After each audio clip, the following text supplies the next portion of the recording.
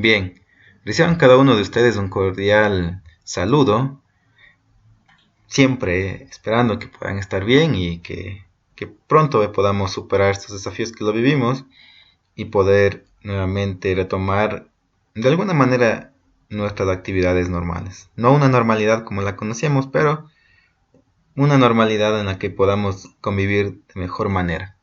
Vamos a ver en esta oportunidad lo que es la electricidad. Mencionamos o vamos a mencionar que la electricidad es un conjunto de fenómenos producidos por el movimiento o la interacción entre las cargas eléctricas positivas y negativas de los cuerpos físicos. ¿Qué quiere decir esto? Usted recuerde que todo material o toda la materia está conformada por elementos, ¿sí?, y denominados átomos.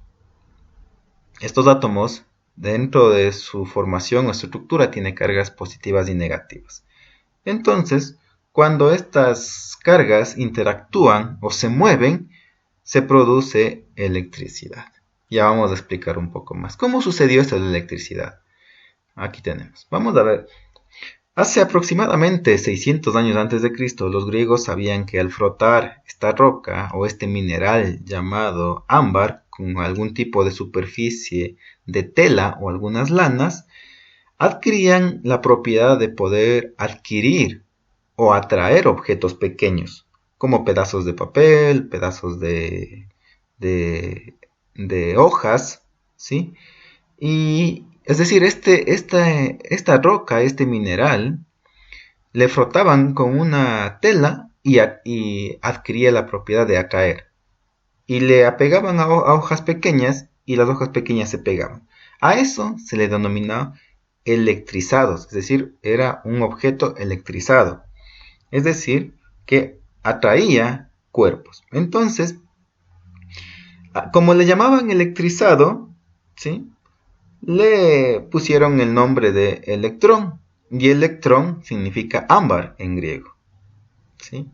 Entonces, de ahí repetimos el concepto que la electricidad es un conjunto de fenómenos producidos por el movimiento e interacción entre las cargas eléctricas positivas y negativas de los cuerpos físicos. Es decir, todos los cuerpos físicos que estamos formando por átomos, y estos átomos tienen cargas positivas y negativas como tenemos aquí, interactúan, se mueven y produce la electricidad. ¿Cómo se produce esto? Vamos a ver.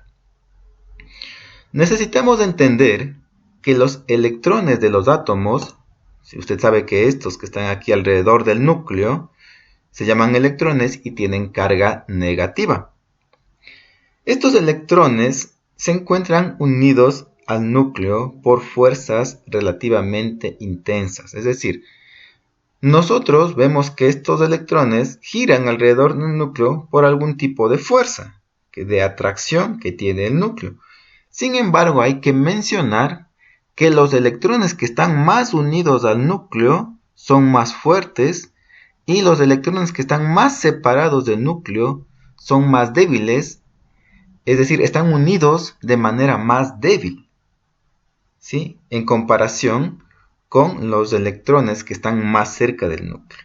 Es decir, estos fácilmente nosotros podemos o se pueden separar. Y por eso estos electrones pueden pasar de este cuerpo a otro cuerpo, ¿sí? Cuando nosotros vemos que un cuerpo tiene más electrones que están separados del núcleo, podríamos decir lo que se llama o tienen una carga negativa alta en comparación a otro cuerpo. Voy a explicar eso, cómo sucede. Nosotros tenemos el ejemplo más simple y más común que nosotros hemos realizado. Frotarnos un esfero en el cuero cabelludo y pegarlo a las hojitas de papel. O unirle a la hojita de papel y la hojita de papel se quedará pegado al esfero. ¿Cómo sucede eso? Con lo que acabé de explicar. Este esfero o este bolígrafo está formado por átomos. Cuando yo a este esfero le froto, estoy haciendo que los electrones, ¿sí?, de alguna manera los electrones que están más separados del núcleo, los electrones que forman el átomo que forma este esfero, de alguna manera se alteren un poco más.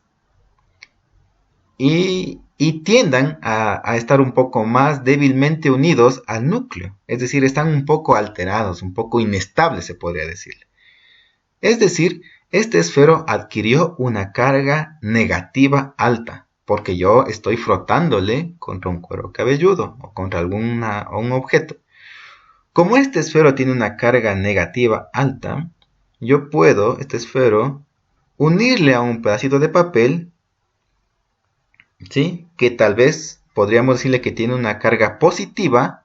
Entonces, negativo y positivo, ¡pac!, se van a unir. ¿Por qué? Porque este esfero que está hecho por átomos y yo al frotarle este esfero estoy de alguna manera estimulando a los electrones de estos átomos de este esfero. ¿Para qué? Para que sean un poco más débiles y estos electrones tiendan a pasarse a otro cuerpo. Es decir, los electrones que están aquí quieran pasarse a otro cuerpo y se pasan al otro cuerpo, que son los pedacitos de papel. ¿Está bien? Esto es la electricidad. Y eso hacían los griegos antiguamente con este objeto. Espero se esté entendiendo. Cualquier duda, por favor, me la pueden hacer por medio de mensajes. ¿Está bien? Entonces, esa es la electricidad. ¿Sí? Repetimos que la electricidad es el conjunto de fenómenos producidos por movimiento e interacción entre las cargas eléctricas positivas y negativas de los cuerpos físicos.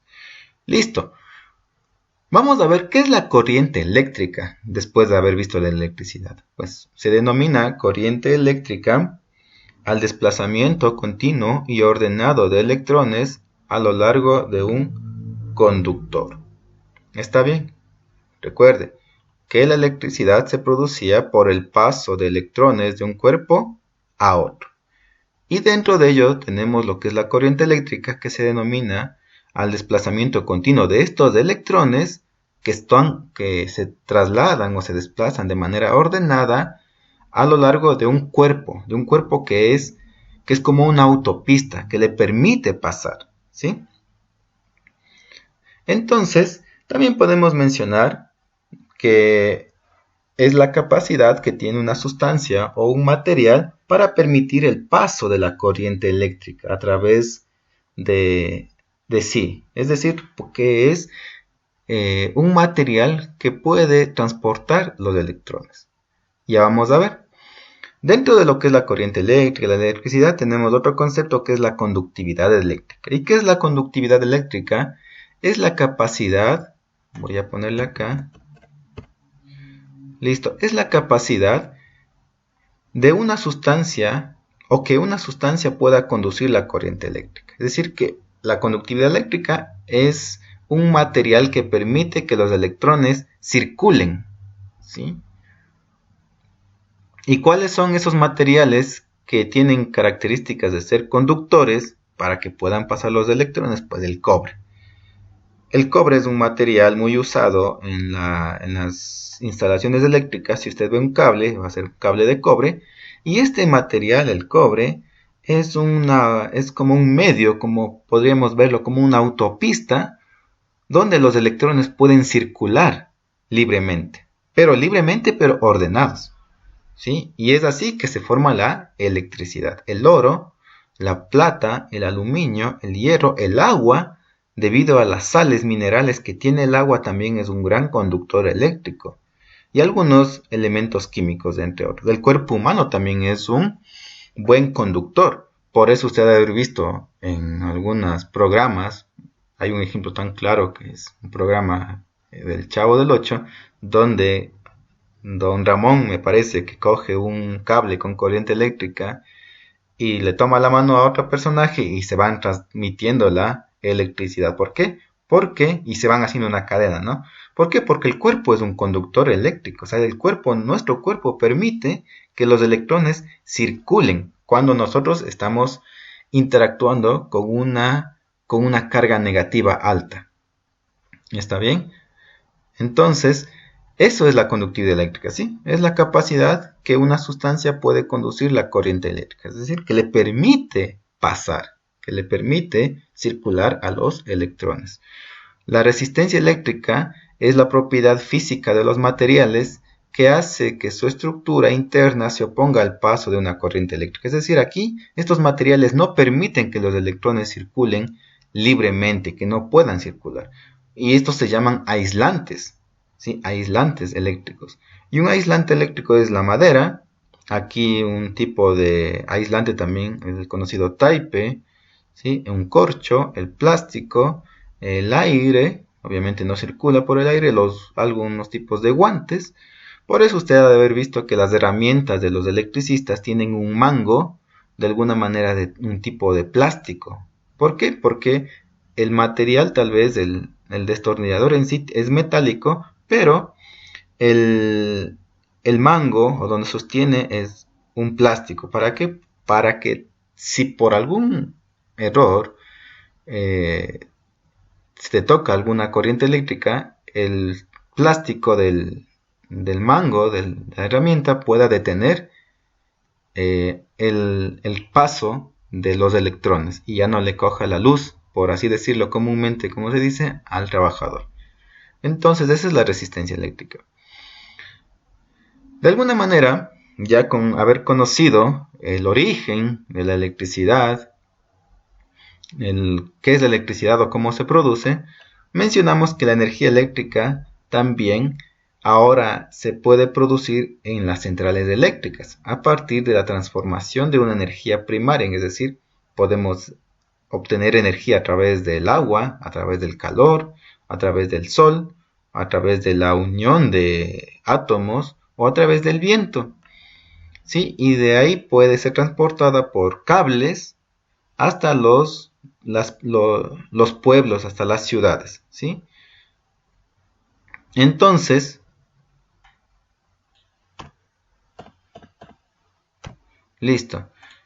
Eso es la energía eléctrica, ¿sí? Ahora nosotros podemos ver que antes se producía energía eléctrica a partir del petróleo, de fósiles, pero ya se puede producir gracias a descubrimientos que han hecho los investigadores por medio del movimiento del agua, la energía del calor, que generalmente se llama en algunos casos geotérmica, que sale del centro de la Tierra, la energía solar que es muy conocida hoy, la energía nuclear, que también está avanzando, aunque es muy inestable, es peligrosa, como ya hemos visto de Hiroshima, de Chernobyl, y Chernobyl es algo reciente, y la energía del viento, la energía eólica que podemos ver, ¿no? Que simplemente recuerde que se produce por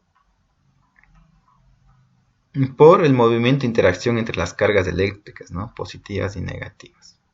¿Sí? Más adelante vamos a ver un poco más lo que el país utiliza la energía hidráulica, ¿no? La energía del agua. Dentro de lo que es el texto también viene a lo que es el magnetismo, ¿sí? En este caso, nuevamente, los griegos, ¿sí? Los griegos son los que descubrieron el magnetismo, ¿sí? Se dice que por primera vez los griegos en algún momento estaban en una ciudad llamada Magnesia, por Asia, en ese entonces conocida Asia Menor, y vieron que ciertas piedras, observaron que ciertas piedras atraían el hierro. Y estos trozos de hierro atraían a otros trozos de hierro, ¿sí? Entonces, estos fueron denominados imanes naturales, porque estaban ya en la naturaleza, ¿sí? Si es que nosotros llamamos magnetismo, es porque se descubrió o se observó estos fenómenos, o se encontraron estas rocas, estas piedras, en esta ciudad llamada Magnesia. Y nuevamente, ¿no?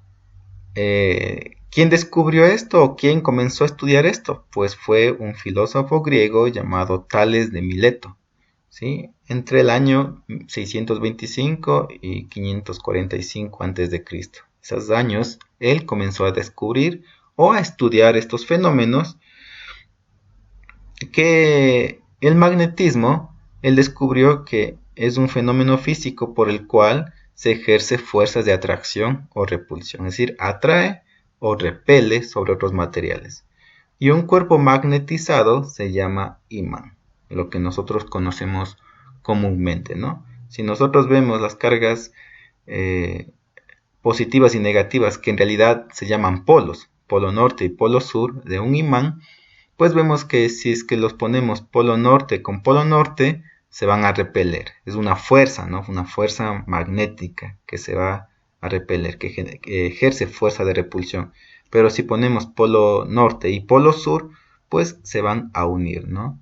Más o menos tiene relación con la electricidad, que hay cargas positivas y negativas, ¿no? Carga positiva y negativa generan electricidad, pero cargas positiva y positiva no ejercen ninguna acción interesante, ¿no? Entonces, eso es lo que queríamos explicarles hoy. Sí, espero que se haya entendido, una clase corta para que ustedes puedan igualarse la clase de la semana pasada. Muchas gracias por su atención y nos vemos en una próxima oportunidad.